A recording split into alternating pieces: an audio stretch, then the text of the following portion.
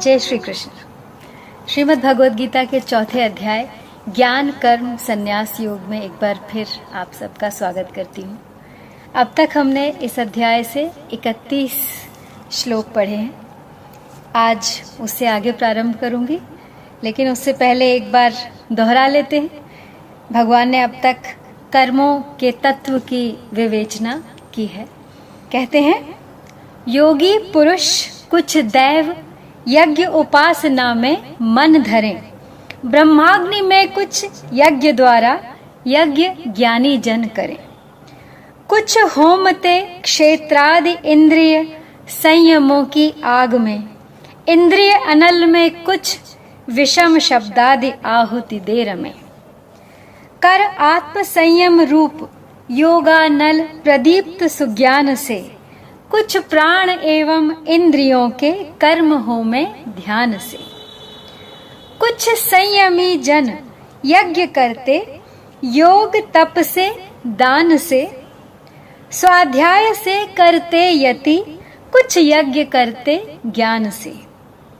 कुछ प्राण में होमे अपान व प्राण वायु अपान में, कुछ रोक प्राण अपान प्राणायाम ही के ध्यान में। कुछ मिताहारी हवन करते प्राण ही में प्राण है, क्षय पाप यज्ञों से किए ये यज्ञ विज्ञ महान है। जो यज्ञ का अवशेष खाते ब्रह्म को पाते सभी, परलोक तो क्या यज्ञ त्यागी को नहीं यह लोक भी। यानी यज्ञ के सिवा इस लोक से मोक्ष का कोई और साधन नहीं है। तो आगे प्रारंभ करती हूँ। एवं बहुविधा यज्ञा वितता ब्रह्मणो मुखे, कर्म जान विद्धि तान् सर्वान् एवं ज्ञात्वा विमोक्ष्यसे। यानी इस प्रकार और भी बहुत तरह के यज्ञ वेद की वाणी में विस्तार से कहे गए हैं। उन सब यज्ञों को तू कर्मजन्य जान। इस प्रकार जानकर यज्ञ करने से तू कर्म बंधन से मुक्त हो जाएगा। अब 24वें से 30वें श्लोक तक जिन 12 यज्ञों का वर्णन किया गया है, उनके सिवाय और भी अनेक प्रकार के यज्ञों का वेद की वाणी में विस्तार से वर्णन किया गया है। कारण कि साधकों की प्रकृति के अनुसार उनकी निष्ठाएं भी अलग अलग होती हैं और तदनुसार उनके साधन भी अलग अलग हो सकते हैं। तो वेदों में सकाम अनुष्ठानों का भी विस्तार से वर्णन किया गया है, परंतु उन सब से नाशवान फल ही की प्राप्ति होती है, अविनाशी की नहीं। इसलिए वेदों में वर्णित सकाम अनुष्ठान करने वाले मनुष्य स्वर्गलोक को जाते हैं और पुण्य क्षीण होने पर पुनः मृत्युलोक में आ जाते हैं। तो इस प्रकार वे जन्म मरण के बंधन में पड़े रहते हैं। तो अनुष्ठान वो अच्छा है जो निष्काम भाव से किया गया हो, क्योंकि निष्काम कर्म रूप अनुष्ठान से ही परमात्मा की प्राप्ति होती है और जन्म मरण के बंधन से मुक्ति होती है। तो वेदों में केवल स्वर्ग प्राप्ति के साधन स्वरूप सकाम अनुष्ठानों का ही वर्णन हो ऐसी बात नहीं है। उनमें परमात्मा प्राप्ति के साधन रूप श्रवण मनन निधिध्यासन प्राणायाम समाधि आदि अनुष्ठानों का भी वर्णन हुआ है। तो यज्ञों का वर्णन सुनकर ऐसी जिज्ञासा होती है कि उन यज्ञों में से कौन सा यज्ञ श्रेष्ठ है। अब इसका समाधान भगवान आगे के श्लोक में करते हैं।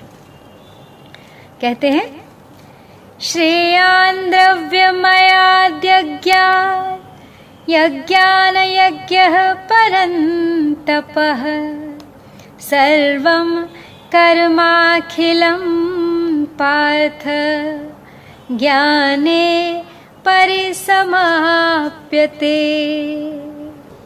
हे परंतप अर्जुन, द्रव्यमय यज्ञ से ज्ञान यज्ञ श्रेष्ठ है। संपूर्ण कर्म और पदार्थ ज्ञान तत्व ज्ञान में समाप्त अथवा लीन हो जाते हैं।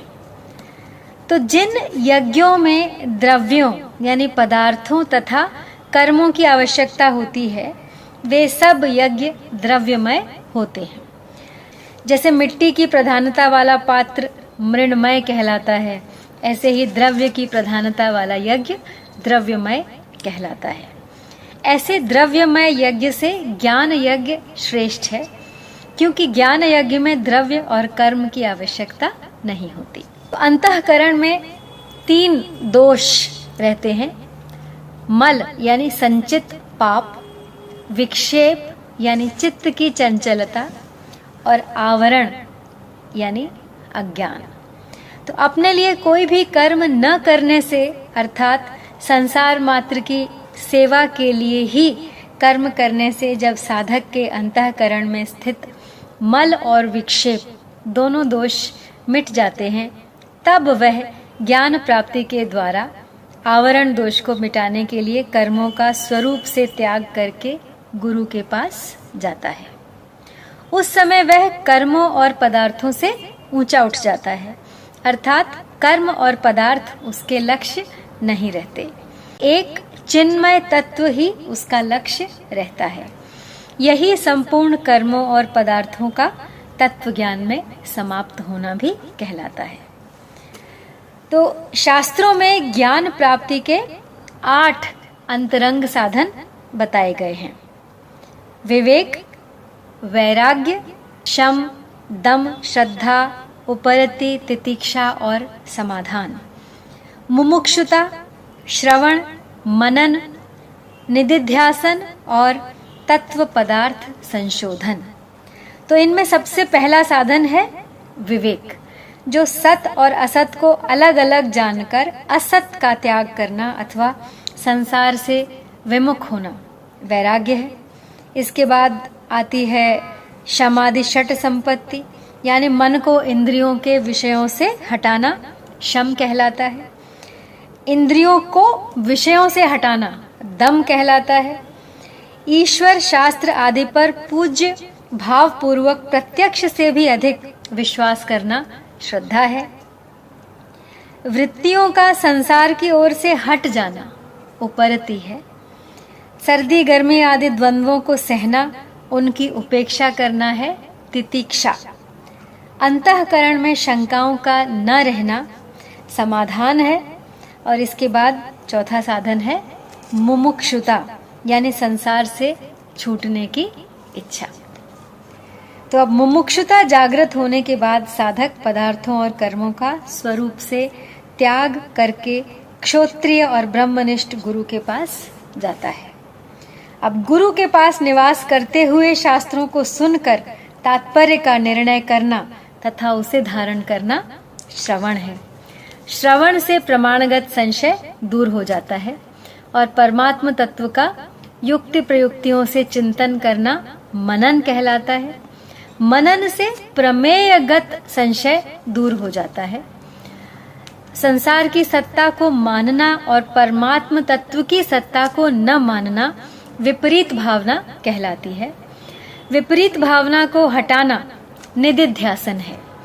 प्राकृत पदार्थ मात्र से संबंध विच्छेद हो जाए और केवल एक चिन्मय तत्व शेष रह जाए, यह तत्व पदार्थ संशोधन कहलाता है।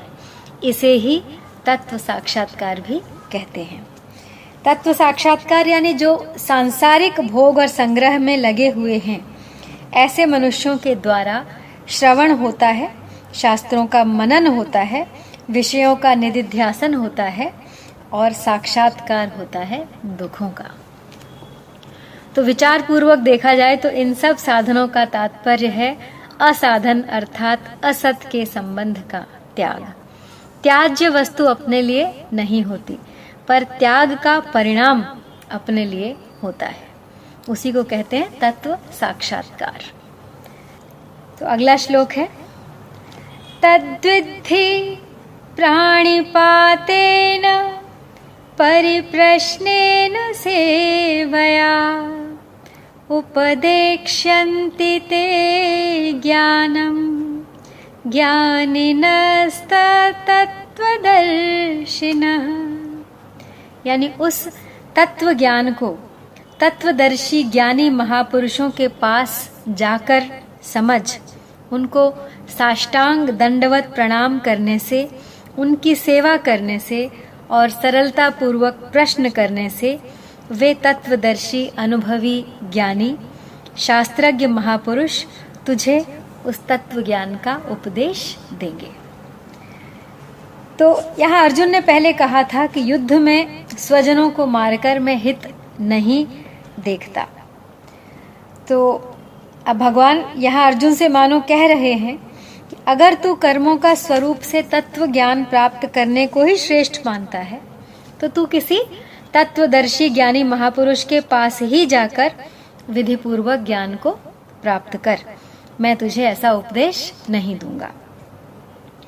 वास्तव में यहाँ भगवान का अभिप्राय अर्जुन को ज्ञानी महापुरुष के पास भेजने का नहीं है कि जैसे कोई महापुरुष किसी को उसके कल्याण की बात कह रहा है पर श्रद्धा की कमी के कारण सुनने वाले को वह बात नहीं जचती, तो वह महापुरुष उससे कह देता है कि तो तू किसी और के पास जाकर अपने कल्याण का उपाय पूछ। ऐसे ही भगवान मानो यह कह रहे हैं कि अगर तुझे मेरी बात नहीं जचती तो तू किसी और ज्ञानी पुरुष के पास चला जा और जाकर विधि पूर्वक ज्ञान प्राप्त कर।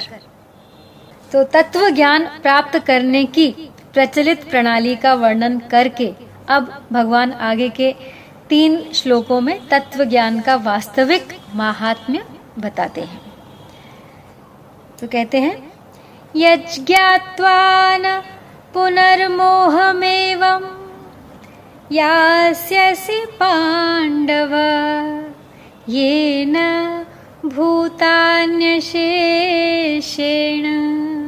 द्रक्ष्यस्यात्मन अन्यथो मयि, यानी जिस तत्व ज्ञान का अनुभव करने के बाद तू फिर इस प्रकार मोह को नहीं प्राप्त होगा। और हे अर्जुन, जिस तत्व ज्ञान से तू संपूर्ण प्राणियों को निशेष भाव से पहले अपने में और उसके बाद मुझ सच्चिदानंद घन परमात्मा में देखेगा।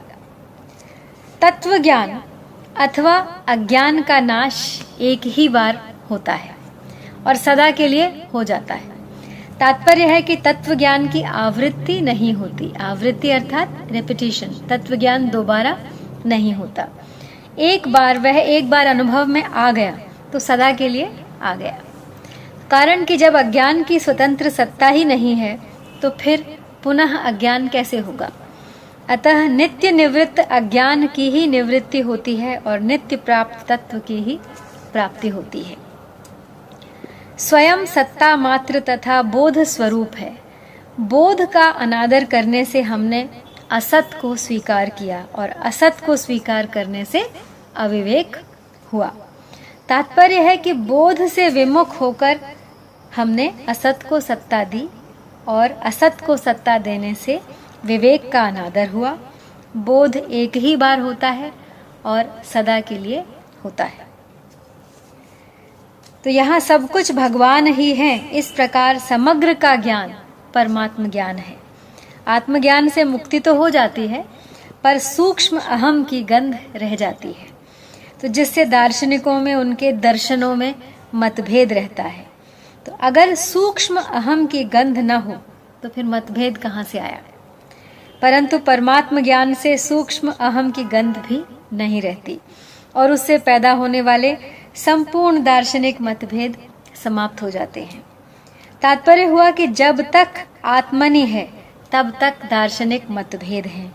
जब वासुदेव सर्वम का अनुभव होने पर सब मतभेद मिट जाते हैं तब अथोमयी हो जाता है। अथोमयी में एक परमात्मा के सिवाय दूसरी कोई सत्ता नहीं है। तो अगला श्लोक है, अपि चेदसि पापेभ्यः सर्वेभ्यः पापकृतमः सर्वं ज्ञानप्लवेनैव वृजिनं सन्त करिष्यसि। यानी अगर तू सब पापियों से भी अधिक पापी है तो भी तू ज्ञान रूपी नौका के द्वारा निस्संदेह संपूर्ण पाप समुद्र से अच्छी तरह तर जाएगा। तो यहाँ भगवान ने पाप करने वालों की 3 श्रेणियां बताई हैं। एक पापकृत अर्थात पाप करने वाला, दूसरी पापकृतर अर्थात 2 पापियों में से एक से अधिक पाप करने वाला, तीसरी पापकृतम अर्थात संपूर्ण पापियों में से सबसे अधिक पाप करने वाला। तो यहाँ पापकृतमः पद का प्रयोग करके भगवान कहते हैं कि अगर तू संपूर्ण पापियों में भी अत्यंत यानी सबसे अधिक पाप करने वाला है तो भी तत्व ज्ञान से तू संपूर्ण पापों से तर सकता है। यदि कहीं 100 वर्षों से घना अंधेरा छाया हो और वहां एक दीपक जला दिया जाए तो उस अंधेरे को दूर करके प्रकाश करने में दीपक को 100 वर्ष नहीं लगते। प्रकाश तो दीपक जलाते ही तुरंत हो जाता है और तुरंत अंधेरा मिट जाता है। तो इसी तरह तत्व ज्ञान होते ही पहले किए गए संपूर्ण पाप तत्काल नष्ट हो जाते हैं। भगवान ने पापेभ्यः सर्वेभ्यः पापकृतमः पदों से पापी की आखिरी हद बता दी है। पहले पापकृत होता है, फिर पापकृतर और फिर पापकृतम। तात्पर्य निकला कि संपूर्ण संसार में जितने भी पापी हो सकते हैं उन संपूर्ण पापियों से भी जो अधिक पापी है उसको भी ज्ञान प्राप्त हो सकता है। कारण कि पाप कितने ही क्यों न हो हैं वे असत ही, जबकि ज्ञान सत्य है और सत्य के आगे असत टिक नहीं सकता। पाप अपवित्र है जबकि ज्ञान परम पवित्र है। अपवित्र वस्तु पवित्र वस्तु को कैसे अटका सकती है? अतः पापों में ज्ञान को अटकाने की ताकत नहीं है। ज्ञान प्राप्ति में खास बाधा है नाशवान सुख की आसक्ति। तो भोग आसक्ति के कारण ही मनुष्य की परमार्थिक विषय में रुचि नहीं होती और रुचि न होने से ही ज्ञान की प्राप्ति बड़ी कठिन प्रतीत होती है। तो आज इतना ही। इस अध्याय के आखिरी 5 श्लोक लेके मैं कल प्रस्तुत रहूंगी आपके सामने। तब तक के लिए आपसे विदा। जय श्री कृष्ण।